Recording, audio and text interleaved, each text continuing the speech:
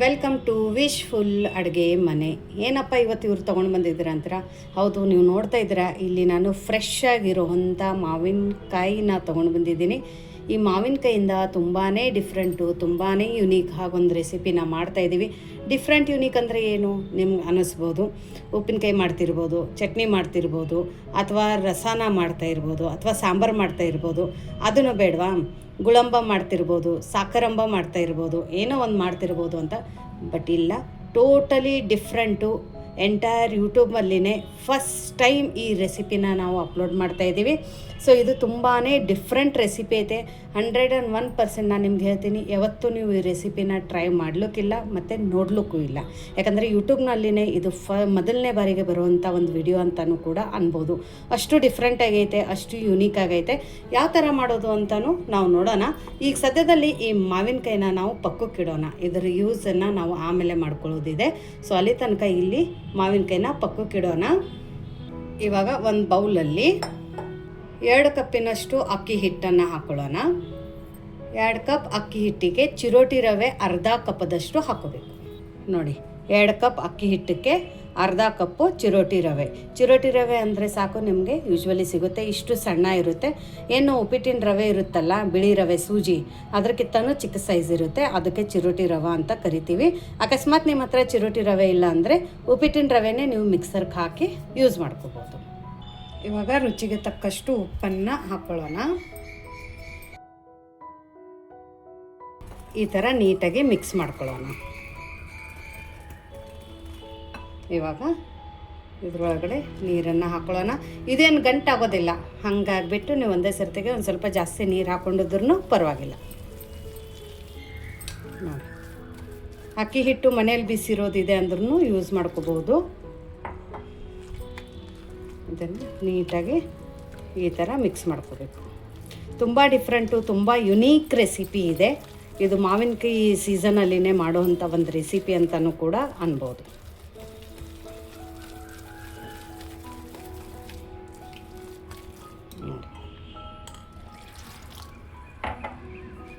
ಈ ಥರ ನೀಟಾಗಿ ಮಿಕ್ಸ್ ಮಾಡ್ಕೊಳ್ಳೋಣ. ನಿಮಗೆ ವಿಶ್ಫುಲ್ ಅಡುಗೆ ಮನೆಯದು ಯಾವ ರೆಸಿಪಿ ತುಂಬ ಜಾಸ್ತಿ ಇಷ್ಟ ಆಯಿತು, ಅಥವಾ ನಿಮಗೆ ವಿಶ್ಫುಲ್ ಅಡುಗೆ ಮನೆಯಲ್ಲಿ ಯಾವ ರೆಸಿಪಿನ ಜಾಸ್ತಿ ನೋಡೋಕೆ ಇಷ್ಟ ಆಗುತ್ತೆ ಅಂತಲೂ ಕೂಡ ಕಮೆಂಟ್ ಮೂಲಕ ತಿಳಿಸೋದನ್ನು ಮರಿಬೇಡಿ. ಇನ್ನೂ ಯಾರು ನಮ್ಮ ಚಾನಲ್ನ ಸಬ್ಸ್ಕ್ರೈಬ್ ಮಾಡಿಲ್ಲ ಅಂದರೆ ಸಬ್ಸ್ಕ್ರೈಬ್ ಮಾಡೋದನ್ನು ಮರಿಬೇಡಿ.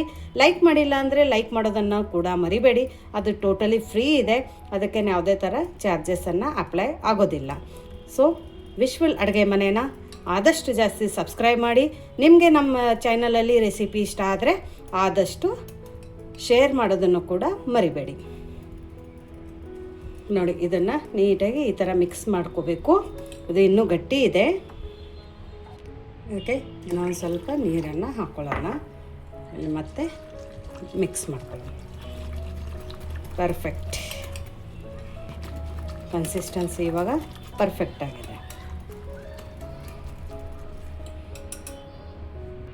ಇವಾಗ ಇದ್ರೊಳಗಡೆ ಸಣ್ಣದಾಗಿ ಕಟ್ ಮಾಡ್ಕೊಂಡಿರುವಂಥ ಕರಿಬೇವು ಸೊಪ್ಪನ್ನು ಹಾಕ್ಕೊಳ್ಳೋಣ. 1 ಹಸಿಮೆಣಸಿನ್ಕಾಯಿನ ಸಣ್ಣದಾಗಿ ಕಟ್ ಮಾಡ್ಕೊಂಡಿರುವಂಥದ್ದು ಹಾಕ್ಕೊಳ್ಳೋಣ. ಕೊತ್ತಂಬರಿ ಸೊಪ್ಪನ್ನು ಸಣ್ಣದಾಗಿ ಕಟ್ ಮಾಡಿ ಹಾಕ್ಕೊಳ್ಳೋಣ. ಅದರ ಜೊತೆ ಅರ್ಧ ಈರುಳ್ಳಿನ ಸಣ್ಣದಾಗಿ ಕಟ್ ಮಾಡ್ಕೊಂಡಿರುವಂಥದ್ದು ಹಾಕ್ಕೊಳ್ಳೋಣ. ಇವಾಗ ಸ್ವಲ್ಪ ಚಿಲ್ಲಿ ಫ್ಲೇಕ್ಸನ್ನು ಕೂಡ ಹಾಕ್ಕೊಳ್ಳೋಣ. ಇದೆಲ್ಲನೂ ಇವಾಗ ಮಿಕ್ಸ್ ಮಾಡ್ಕೊಳ್ಳೋಣ. ನೋಡಿ, ಹದ ನೋಡಿದ್ರಲ್ಲ, ನೀರಿನ ಥರ ಇದೆ, ನೀರು ದೋಸೆ ಹಂಗೆ. ನೋಡಿ, ಈ ಹದನೇ ಇರಬೇಕು. ನೀಟಾಗಿ ಒಂದು ಸರ್ತಿ ಕೈ ಆಡಿಸಿದ್ರೆ ಸಾಕು. ನೋಡಿ, ಪರ್ಫೆಕ್ಟ್. ಇವಾಗ ಇದನ್ನು ಮುಚ್ಚಿಬಿಟ್ಟು ಪಕ್ಕಕ್ಕಿಡೋಣ. ಇವಾಗ ನೋಡಿ, ಇಲ್ಲಿ ಒಂದು ಮಾವಿನಕಾಯಿನ ತೊಗೊಂಡಿದ್ದೀನಿ. ಇದ್ರ ಮೇಲ್ಗಡೆದು ಸಿಪ್ಪಿನ ತಗೊಳ್ಳೋಣ. ನಾನು ಆಲ್ರೆಡಿ ತೊಳ್ಕೊಂಡಿದ್ದೆ ಮಾವಿನಕಾಯಿ, ಹಾಗಾಗಿ ಮತ್ತೊಂದು ಸರ್ತಿ ಏನು ತೊಳ್ಕೊಂಡಿಲ್ಲ. ನಿಮ್ಮ ಮಾವಿನಕಾಯಿನ ತೊಳ್ಕೊಂಡು ತೊಗೋಬೋದು. ಪೂರ್ತಿ ಹಸಿರಿದ್ರೂ ಪರವಾಗಿಲ್ಲ, ಅಥವಾ ಒಳಗಡೆ ಒಂದು ಸ್ವಲ್ಪ ಕೆಂಪದಾಗಿರೋವಂಥದ್ದು ತೊಗೊಂಡಿದ್ರೂ ಪರವಾಗಿಲ್ಲ. ಬಟ್ ತುಂಬ ಹಣ್ಣಾಗಿರೋದು ಮಾತ್ರ ತೊಗೊಳ್ಕೋಬೇಡಿ, ಇಲ್ಲಾಂದರೆ ನಿಮ್ಮ ಟೇಸ್ಟು ಫೇಲ್ ಆಗುತ್ತೆ. ಸ್ವಲ್ಪ ಈ ಥರ ಸ್ವಲ್ಪ ಹಳದಿ ಆದರೆ ನಡೆಯುತ್ತೆ. ನೋಡಿ, ತಗೊಳ್ಳೋಣ. ಇದನ್ನು ತೊಟ್ಟು ಕೂಡ ಕಟ್ ಮಾಡ್ಕೊಳ್ಳೋಣ. ನೋಡಿ, ಇವಾಗ ಇಲ್ಲಿ ತುರಿಯೋದನ್ನು ತೊಗೊಂಡಿದ್ದೀನಿ. ಆಮೇಲೆ ಈ ಮಾವಿನಕಾಯಿ ಮೇಲೆ ಸಿಪ್ಪೆನ ತಗೊಂಡಿದ್ವಲ್ಲ, ಇದನ್ನು ಕೂಡ ಈ ಥರ ತುರ್ಕೊಳ್ಳೋಣ. ನೋಡಿ, ತುಂಬ ಈಸಿ ಇದೆ ತುರ್ಕೊಳ್ಳೋದು. ನಾನು ಮುಂಚೆನೇ ಹೇಳ್ತಾ ಇದ್ದೀನಿ, ತುಂಬ ಜಾಸ್ತಿ ಹಣ್ಣಾಗಿದ್ದರೆ ತೊಗೋಬೇಡಿ. ಇದು ಕಲರ್ ಹಾಗೆ ಈ ಥರ ಕಾಣಿಸ್ತಾ ಇದೆ, ಬಟ್ ಇದು ಹಣ್ಣಾಗಿಲ್ಲ.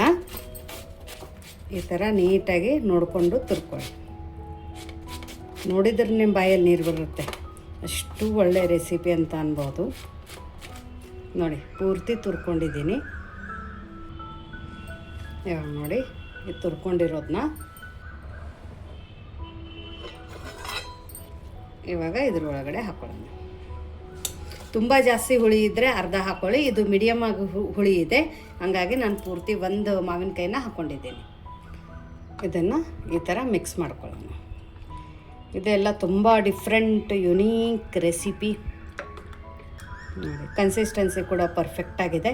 ಇವಾಗ ಯಾವುದೋ ಅಡಿಷ್ನಲ್ ಆಗಿ ಏನೂ ಆ್ಯಡ್ ಮಾಡೋ ಅವಶ್ಯಕತೆ ಇಲ್ಲ, ನೀರು ಕೂಡ ಆ್ಯಡ್ ಮಾಡೋ ಅವಶ್ಯಕತೆ ಇಲ್ಲ. ನೋಡಿ ಇದು ನೀಟಾಗಿ ಇವಾಗ ಮಿಕ್ಸ್ ಆಗಿದೆ. ಮಿಕ್ಸ್ ಆದ ನಂತರ ಇದನ್ನು ಒಂದು ಸೌಟನ್ನು ತಗೊಂಡು ನೋಡಿ ಈ ಥರ ತೆವಿ ಚಲೋ ಕಾಯ್ದಿರಬೇಕು. ಒಂದು ಸರ್ತಿ ನೀರನ್ನು ಹೊಡೆದ್ಬಿಟ್ಟು ಇದನ್ನು ಈ ಥರ ಒರೆಸ್ಕೊಳ್ಳೋಣ. ನಾನು ಇದಕ್ಕೆ ಎಣ್ಣೆ ಹಚ್ಕೊಂಡಿಲ್ಲ, ನಿಮ್ಮ ಹತ್ರ ಯಾವ ತೆವಿ ಐತೆ ಅದನ್ನು ನೀವು ತೊಗೋಬೋದು.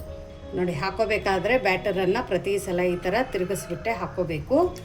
ತೆವಿ ಕಾಯ್ದ ನಂತರ ಫ್ಲೇಮನ್ನು ನಾನು ಸಣ್ಣ ಫ್ಲೇಮಲ್ಲಿ ಇಟ್ಕೊಂಡಿದ್ದೀನಿ.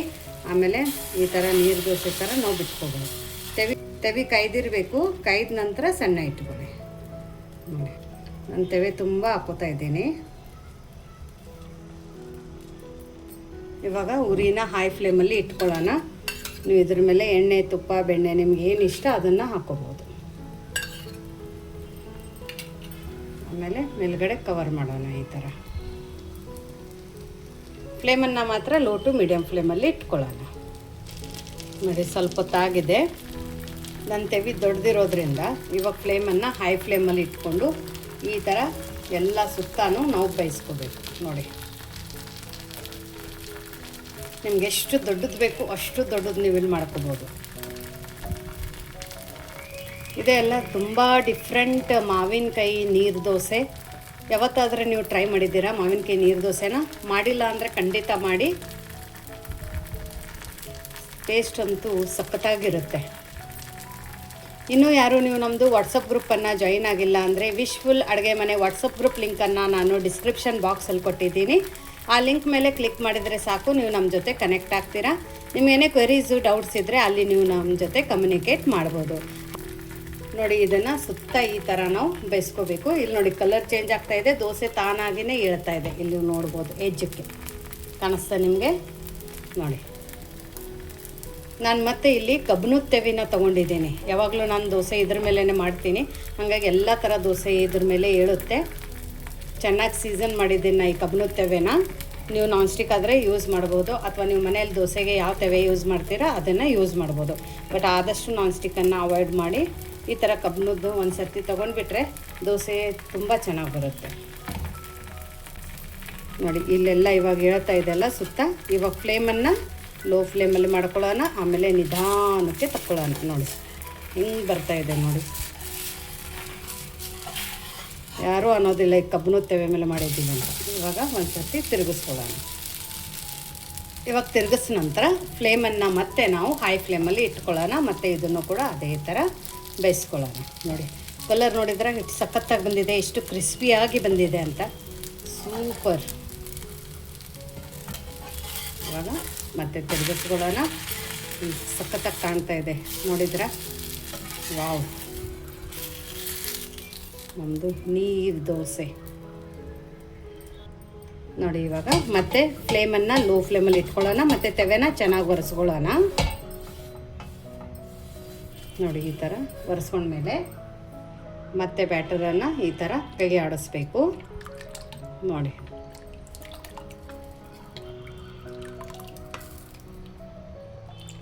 ಮತ್ತೆ ಅದೇ ಥರ ಹಾಕೋಣ.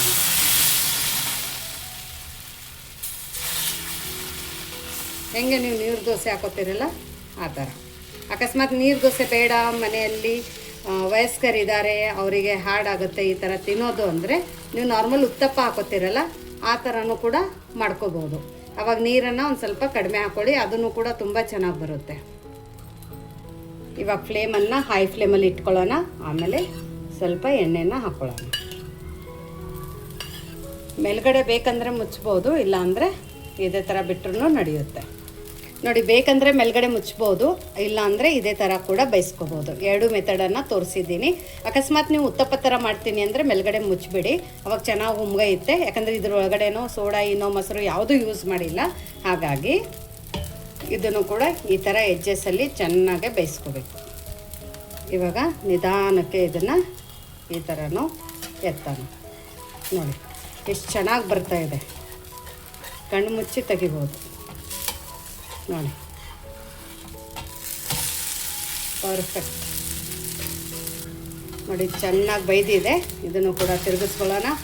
ಪರ್ಫೆಕ್ಟ್ ನೋಡಿದ್ರಲ್ಲ, ಸಖತ್ತಾಗಿ ಕಾಣಿಸ್ತಾ ಇದೆ. ಸೂಪರ್ ನೋಡಿ, ಬಿಸಿ ಬಿಸಿ ಮಾವಿನಕಾಯಿ ನೀರು ದೋಸೆ ರೆಡಿಯಾಗಿದೆ. Perfect texture, perfect colour, super in taste ಅಂತ ಅನ್ಬೋದು. ಜಸ್ಟ್ ವಾವ್ ರೆಸಿಪಿ ಅಂತಲೂ ಕೂಡ ಅನ್ಬೋದು. ನೋಡಿ, ಪರ್ಫೆಕ್ಟಾಗಿ ಬಂದಿದೆ ನೀರು ದೋಸೆ ಥರ. ಈ ರೆಸಿಪಿನ ನೀವು ಒಂದು ಸರ್ತಿ ಮಾಡಿದರೆ ನಾರ್ಮಲ್ ನೀರು ದೋಸೆನೇ ತಿನ್ನೋದಿಲ್ಲ, ಅಷ್ಟು ಚೆನ್ನಾಗಿರುತ್ತೆ. ಈ ನೀರು ದೋಸೆನ ನಾನು ನುಗ್ಗಿಕಾಯಿ ಸಾಂಬಾರು ಜೊತೆ ಸರ್ವ್ ಮಾಡಿದ್ದೀನಿ. ಅದ್ರ ಜೊತೆ ನೆಂಚ್ಕೊಳ್ಳೋಕ್ಕೆ ಇಲ್ಲಿ ಮಾವಿನಕಾಯಿ ಉಪ್ಪಿನಕಾಯಿ ಕೂಡ ನಾನು ಇಲ್ಲಿ ಸರ್ವ್ ಮಾಡಿದ್ದೀನಿ. ಮಾವಿನಕಾಯಿ ಉಪ್ಪಿನಕಾಯಿ ರೆಸಿಪಿ ಆಲ್ರೆಡಿ ಅಪ್ಲೋಡ್ ಆಗಿದೆ. ಇದ್ರ ಲಿಂಕ್ನೂ ಕೂಡ ನಾನು ಡಿಸ್ಕ್ರಿಪ್ಷನ್ ಬಾಕ್ಸಲ್ಲಿ ಕೊಟ್ಟಿದ್ದೀನಿ, ಅಲ್ಲಿಂದ ನೀವು ಚೆಕ್ ಮಾಡ್ಬೋದು. ನೋಡಿ, ಈ ಥರ ನೀವು ಹಚ್ಕೊಂಡು ತಿಂದರೆ ಸೂಪರಾಗಿರುತ್ತೆ. ಮಕ್ಕಳಿಗೂ ಕೂಡ ಡಿಫ್ರೆಂಟಾಗಿರುತ್ತೆ. ಒಂದು ಸರ್ತಿ ಟ್ರೈ ಮಾಡಿ. ನಿಮಗೆ ಈ ರೆಸಿಪಿ ಹೇಗೆ ಅನ್ನಿಸ್ತು ಅಂತ ಕಮೆಂಟ್ ಮೂಲಕ ತಿಳಿಸೋದನ್ನು ಮರಿಬೇಡಿ. ಇನ್ನೂ ನೀವು ನಮ್ಮ ಚಾನಲ್ನ ಲೈಕ್ ಮಾಡಿಲ್ಲ ಅಂದ್ರೆ ಲೈಕ್ ಮಾಡಿ, ಶೇರ್ ಮಾಡಿ, ಸಬ್ಸ್ಕ್ರೈಬ್ ಮಾಡಿ. ಮತ್ತೆ ಸಿಗೋಣ ಇದೇ ಥರ ಹೊಸ ಹೊಸ ರುಚಿ, ಹೊಸ ಹೊಸ ಅಡುಗೆ ಜೊತೆ ವಿಶ್ಫುಲ್ ಅಡುಗೆ ಮನೆಯಲ್ಲಿ. Thank you.